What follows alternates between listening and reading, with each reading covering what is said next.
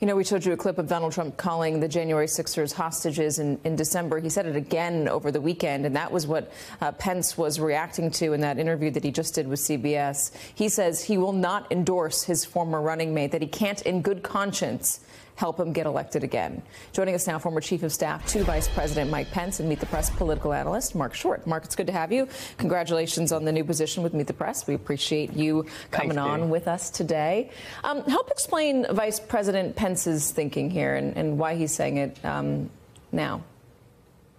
Well, actually, I think he's been saying it, Katie. I think if you go back to the opening speech he gave when he announced his candidacy for president, he laid out very clearly his concerns about President Trump's fidelity to the Constitution or lack thereof, and the disagreement that it created between the two of them. But he went on to say, you know, I feel that Donald Trump is walking away from much of our conservative agenda, whether or not that is his reluctance to, again, embrace the value of life and to condemn pro-lifers for the losses in the 2022 midterm elections, or to walk away from our international commitments, where our administration, I think, was very successful in providing Javelin missiles to Ukraine. And now it's actually the Biden administration that is standing up to Russia aggression. And I think that there's a series of issues, from avoiding and addressing entitlement spending to, frankly, trade issues that I think has caused a lot of concern about the fact that actually Donald Trump's walking away from the record of the 4 years that gave him concern.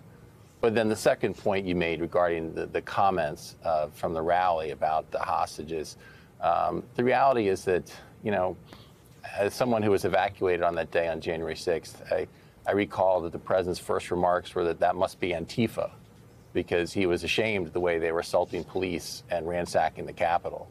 And yet today refers to them as somehow as patriots or hostages.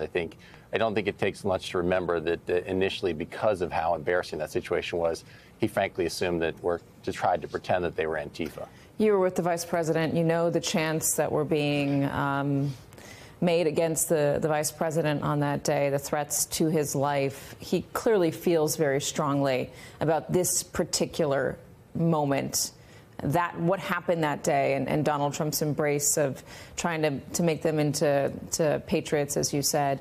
Should we expect to see Vice President Pence campaign against Donald Trump? I'm not saying campaign for Joe Biden, but maybe go out there and try to convince the American public that he's not fit to be in office again?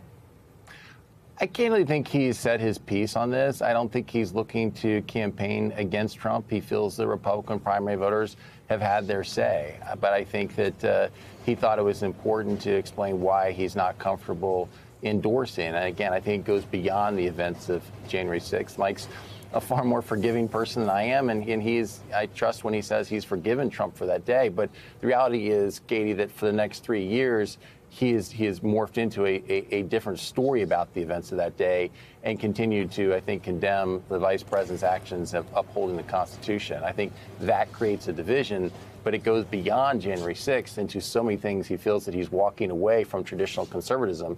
And frankly, many in our party have as well. And I think that gives concern about he's going to talk about the issues and talk about here's where we as conservatives have traditionally stood. And it's important to have that standard bearer that hopefully rallies us back around that flag of conservatism. You know, you were in a position that few of us were. You got to see the Trump administration from the inside. You understand the workings. You understand why Donald Trump might be campaigning in a way that he's campaigning. Can you help me understand why Republican voters, Trump voters, are cheering him when he calls the January 6th rioters hostages? Why Donald Trump thinks that is a winning message? You know, I think that the best I can explain it, Case, I think that for many conservatives, they do feel like there's been a two-tier system of justice over the last several years. And many of them have gotten caught up in this notion that the events of January 6th reflected that.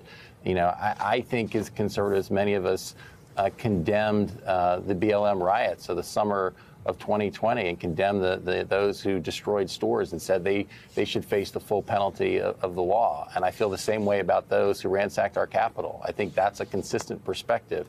But I think that for many, they view that there has been a two-tier system of justice, and they've fallen into this notion that somehow the people of January 6th have been unfairly prosecuted. Yet I'm quite familiar with people who I think wandered into the Capitol, got caught up in something they shouldn't have gotten caught up in, and have not been prosecuted. The ones who have been prosecuted are actually the ones who physically assaulted police, and I think they should be prosecuted. Marc Short, really good to have you. Thanks again for coming on. Appreciate it. Thanks, Katie. Thanks for having me.